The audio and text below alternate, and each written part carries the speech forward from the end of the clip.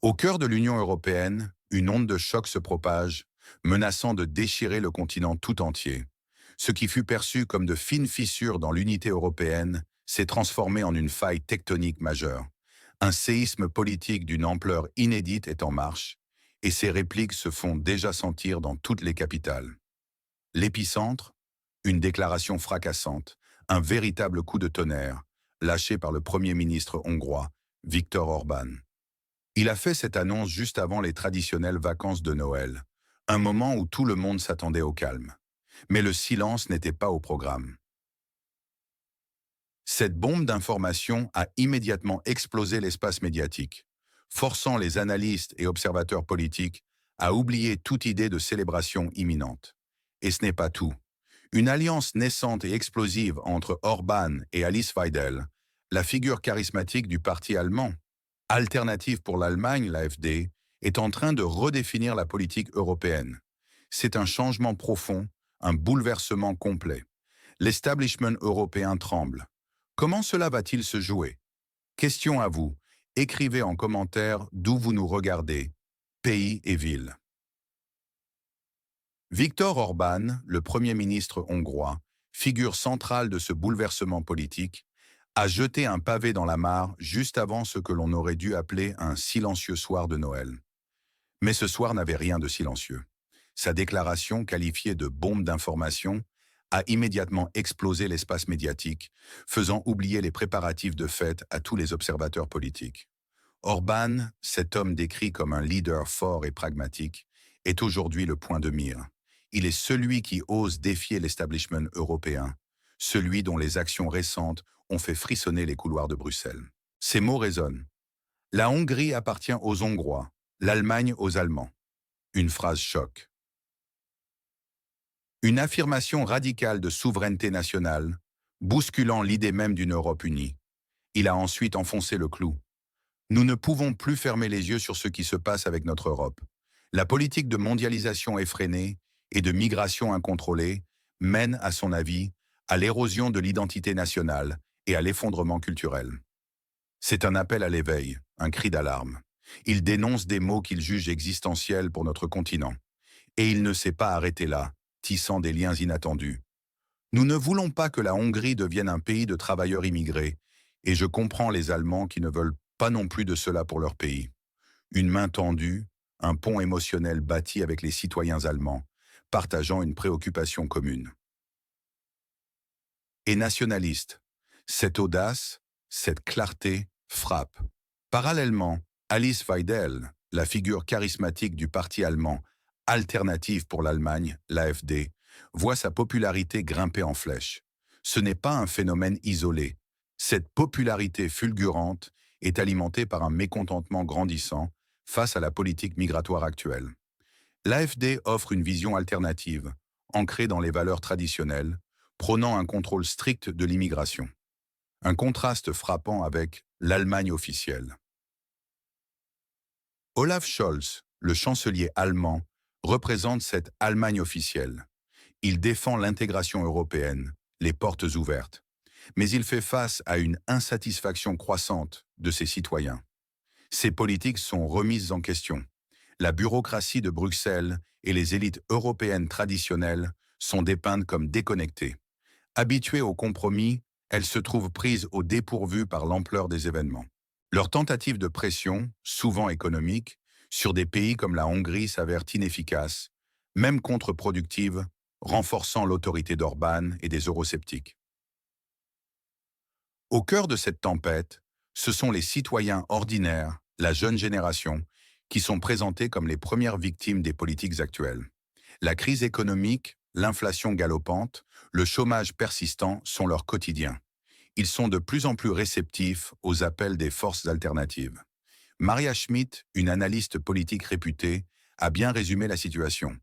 Les gens sont fatigués des discours abstraits sur les valeurs européennes et veulent des solutions concrètes à leurs problèmes quotidiens. C'est une frustration populaire généralisée, légitimant la demande de changement radical.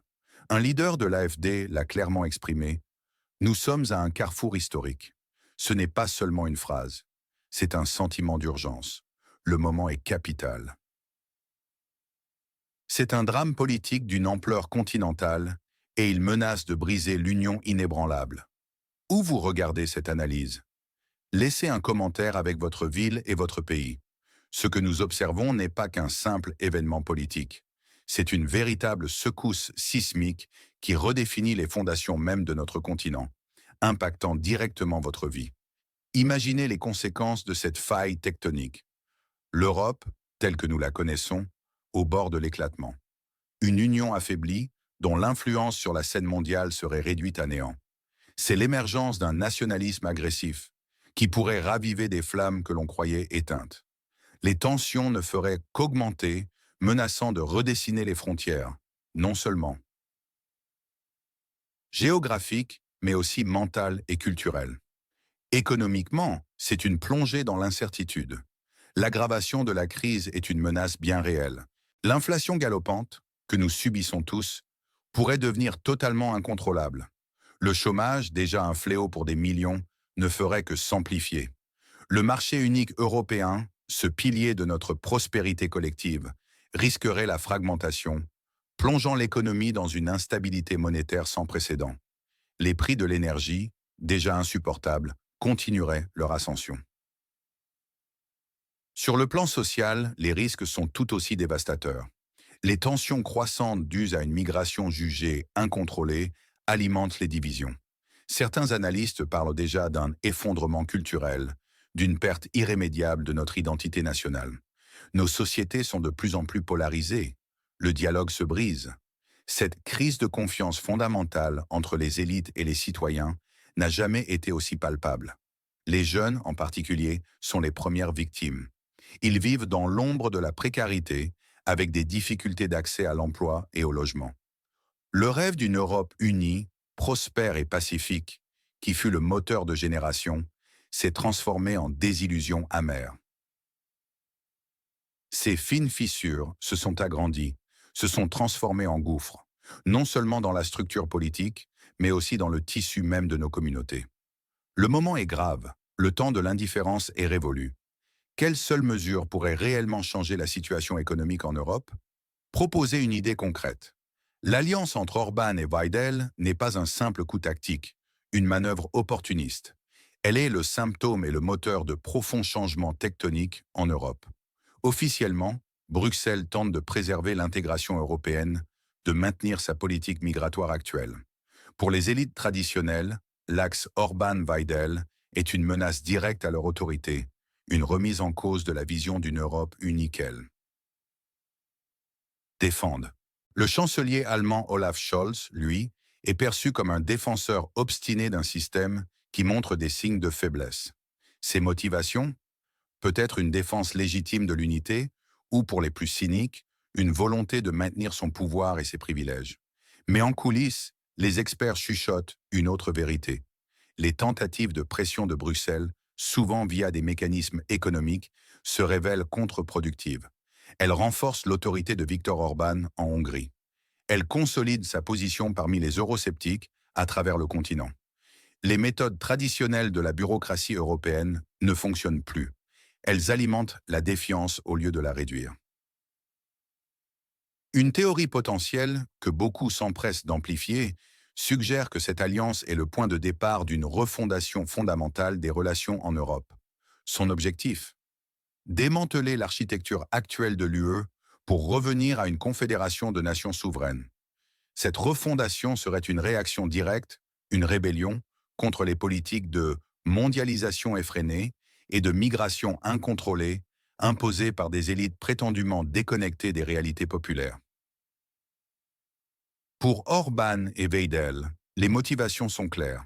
Ils cherchent à exploiter le mécontentement populaire, économique, migratoire, identitaire, pour bâtir un bloc politique puissant.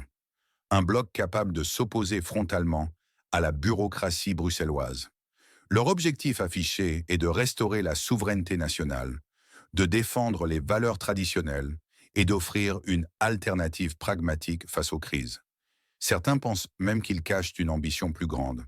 Réformer l'UE de l'intérieur, la transformer radicalement ou créer une alliance parallèle de pays souverains. C'est une Europe à la croisée des chemins.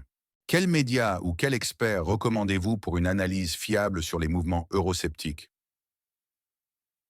L'histoire nous offre des échos troublants.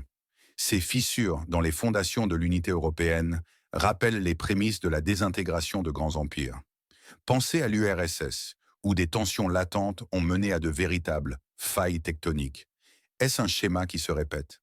La génération plus âgée se souvient du temps d'avant, la création de l'Union européenne. Cela nous rappelle que l'UE n'est pas une entité éternelle. Elle a une histoire, un début et potentiellement une fin. Le XXe siècle a vu la montée des nationalismes dominer le continent, conduisant à des bouleversements majeurs. Est-ce que nous sommes à l'aube d'une résurgence similaire? La chute du mur de Berlin a redéfini les alliances et les institutions. Cette faille actuelle pourrait faire de même. Les actions récentes ne font qu'alimenter ces parallèles. Prenez la politique énergétique allemande. Le rejet du gaz russe au profit d'alternatives coûteuses, l'arrêt des centrales nucléaires.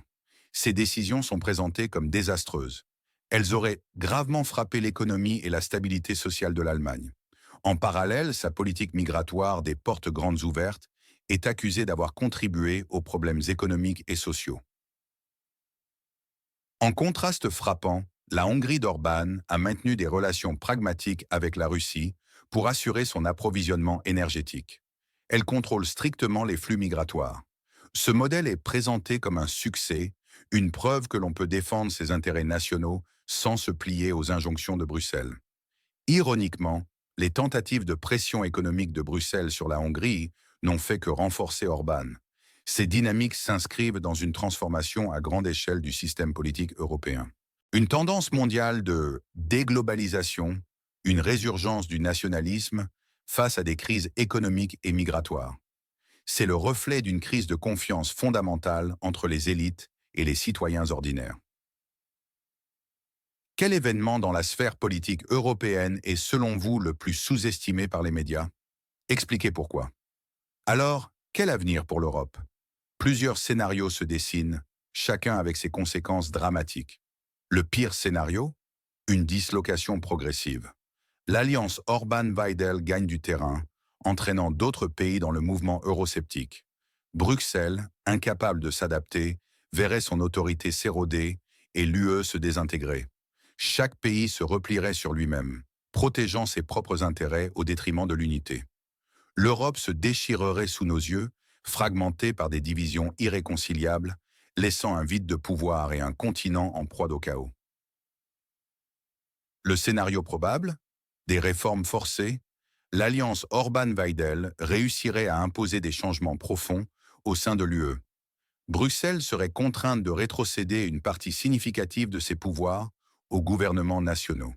Les contrôles migratoires seraient renforcés, la politique énergétique entièrement revue.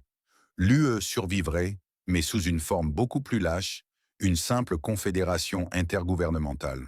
Sous la pression des peuples, Bruxelles plierait. L'Europe renaîtrait de ses cendres, non plus comme un super-État, mais comme une alliance de nations souveraines, enfin à l'écoute de ses citoyens. Et le scénario inattendu? La révolution de la jeunesse. Contre toute attente, la jeune génération, fatiguée d'un idéal européen sans substance et confrontée à des difficultés économiques criantes, rallie massivement les mouvements eurosceptiques. Elle fournirait une force de frappe inattendue à l'alliance Orban-Weidel, qui parviendrait à renverser les élites traditionnelles par les urnes, créant un choc générationnel sans précédent. Ce n'est pas la vieille garde qui ferait trembler l'Europe, mais une nouvelle génération, désabusée et en quête de sens, qui rejette l'héritage d'une union défaillante. La jeunesse européenne choisirait son camp, celui des nations. Dans ce grand affrontement, qui gagne et qui perd? Les gagnants, aux yeux de beaucoup, seraient Viktor Orban, Alice Weidel et l'AfD. Les mouvements eurosceptiques, les citoyens ordinaires fatigués de Bruxelles, les nations retrouvant leur souveraineté et la Hongrie avec sa politique jugée pragmatique. Les perdants?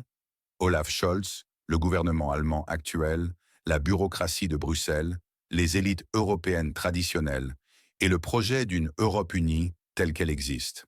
Les prochains mois seront décisifs. Quel est votre pronostic pour les élections européennes à venir? Quel impact auront ces mouvements sur le vote? Alors, sommes-nous à l'aube d'un nouvel ordre européen ou au bord du chaos? L'Europe est-elle à un carrefour historique sans précédent, un point de non-retour où chaque décision compte plus que jamais? Assisterons-nous à son éclatement pur et simple, ou à une refondation profonde, où les nations reprendraient le contrôle de leur destin, loin des injonctions supranationales? La question n'est plus de savoir si le changement va arriver, mais comment il va se manifester et à quel prix humain et économique. C'est à vous, au peuple d'Europe, d'influencer cette histoire. Votre voix est plus importante que jamais. Ne la laissez pas étouffer par la peur ou l'indifférence. Ne manquez aucune de nos analyses cruciales. Pour comprendre le monde qui se transforme sous nos yeux à une vitesse vertigineuse, pour décrypter les enjeux complexes qui façonnent votre avenir et celui de vos enfants, il est impératif de rester informé avec des sources fiables.